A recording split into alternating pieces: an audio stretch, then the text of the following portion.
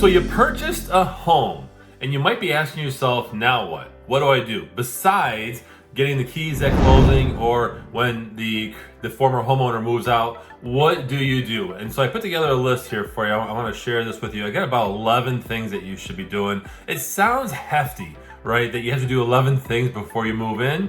However, some of these things may not apply, especially if it's a newly built home and nobody's ever lived in it, right? You had a builder build it or whatever. But some of these do apply as well. So let's go ahead and dive into this. So pest control is a big one, right? Whether you go to the hardware store and you buy the pest control stuff and you spray your perimeter of your home, or you have a company do it, you want to make sure that you do pest control and even do it inside the house as well and let it dry before you move in or before you live in the home. Okay, let it dry. It doesn't take that long. Roof, gutter, and chimney cleaning. So if you see moss on the roof, remove it immediately. Insurance companies frown on moss and they may require you to have it removed. That could be in certain locations. That's not common, I don't believe. But clean your roof, your gutter, and your chimney, especially chimney. And it's inexpensive to have a chimney clean. Next one is update the electrical. You don't have to worry about this so much if you have a brand new house. But if you have a really old home, consider having the electrical changed out in the electrical box to update it so that it's even safer before you move in. And if you had a home inspection, they will probably point that out, that, hey, listen, you might want to change the electrical so that it's safer or runs better, right? Next one is have the floors professionally cleaned. Don't ever assume that a former homeowner did a great job cleaning. Always have the home cleaned yourself, whether you hire a professional or go in when you get the keys and clean it yourself. Make sure that you have the floors cleaned. And I would have a professional clean the floors because they have the right equipment to do so. Have your HVAC, right? Your heating and cooling cleaned and maintenance on it. Have that maintenance done. You don't want to have a dirty furnace that's not really operating efficiently. You want to have that cleaned out, and I believe that's fairly inexpensive as well. Next one is set up all your utilities, right? This should be done prior to when you get the keys. It could be at closing, or it could be when the former homeowner is ready to move out, right? A little bit after closing, whatever they negotiated, 30 days, 45 days, whatever it is, 2 weeks, doesn't matter, but you set up all your utilities. And at closing, ask if you're not getting the keys at closing, ask at closing, hey, who do you go through for gas? Who do you go for electricity, right? Who do you go through for those things? Maybe even cable.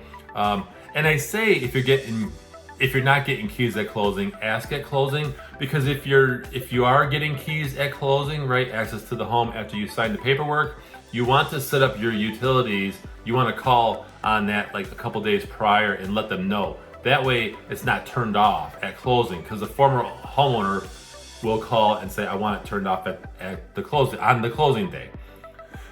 Paint, and more paint. Paint is a godsend. Yes, I hate painting personally, but I love how it looks afterwards because paint makes a big difference. Walls, ceilings, molding, right? The trim on the floor.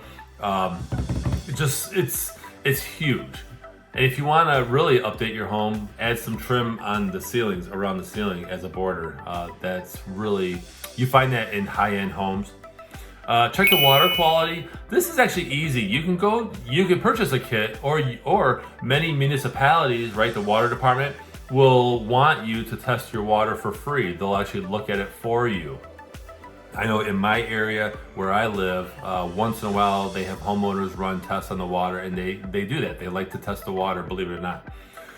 Next one is check for radon gas. Now you can purchase a radon kit, or you can have, let's say, a home inspector. Like the home inspector that I know does a radon test. They leave a device in the basement for a couple days, I believe it is, 2 or 3 days, and it actually collects data and levels, and it tells you, okay, like especially if you have a basement. I believe this actually applies if you just have a basement, but don't get me wrong. If you think I'm wrong, comment below about that. But basically, you can get a radon test kit at your local hardware store and put it in, like, let's say the basement, and it will collect samples and give you a reading, which is healthy or not healthy. Because I believe there's radon underground no matter where you live. So emergency products and even protocols. The protocol is know how to escape the home, have a fire escape plan, make sure you have emergency products in place. So CO2 detector, I believe one on each floor is the rule. Smoke detectors, right? They should already be in the home. If not, there's a problem there. But get that stuff. Fire extinguishers is the next one. Make sure that you have a fire extinguisher near the kitchen, right? Because the stove. One in the basement if you have a basement, and one in the garage, just in case.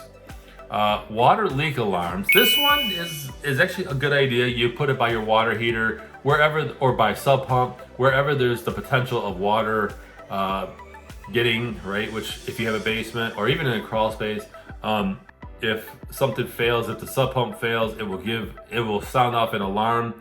Many of these water leak alarms come with an app where it will notify you, the homeowner, hey, there's something going on. There's water detected up to a certain level, right? You put this alarm on the ground, and if certain level of water is detected, it will go off. Radon gas detectors. So this one, they make handheld radon gas detectors where you can walk in the basement and get a reading that way too. I recommend the long-term kits though, where you leave it in the basement for a little bit. Next one is a fire ladder. I have these because we have a 2-story home.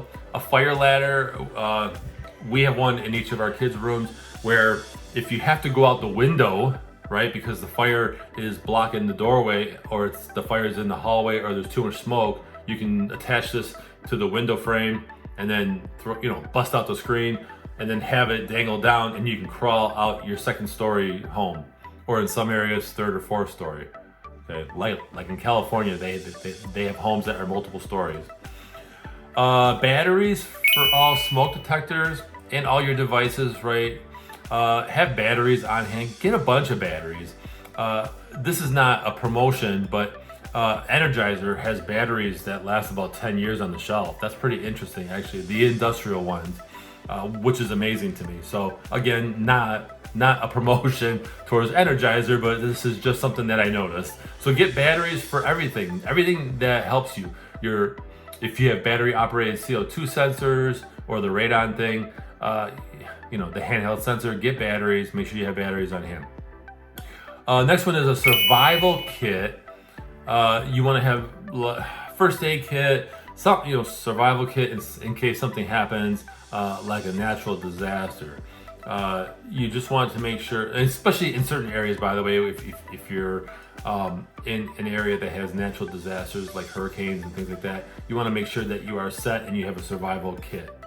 This can be something as simple as a flashlight and a weather radio that runs on batteries to give you an idea of what's going on with the weather, especially if you live in Tornado Alley, okay?